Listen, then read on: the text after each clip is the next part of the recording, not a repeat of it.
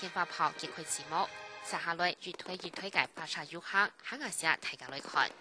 金戈飞将，为国开疆，风耀汉卿。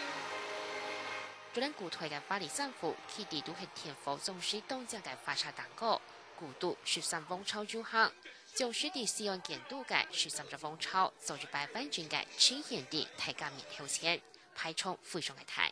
如三地山西水木蘇市，就連水嘅流通感，嗰老音樂老旅上蛋糕，就是不能動減上嘅水木天然氣天台式。我可没猪八戒那么好惹，让你看看我的厉害。這個下屬天20年嘅乾清大會閉幕式安排嘅西岸最具特色嘅台通普通人獻上語文表演，不向前度太快眼界。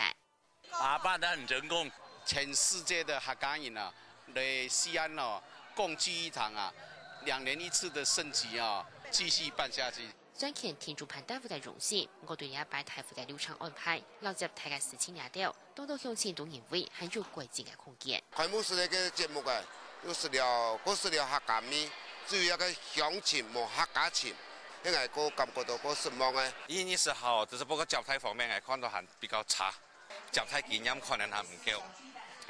我是參加世界天津會嚟講，我感覺得最差嘅。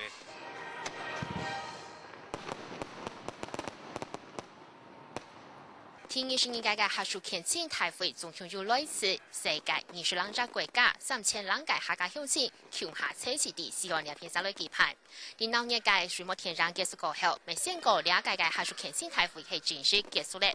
大家未使用咗第2年嘅時節，共下嗰度廣東嘅好熱，共下個相會。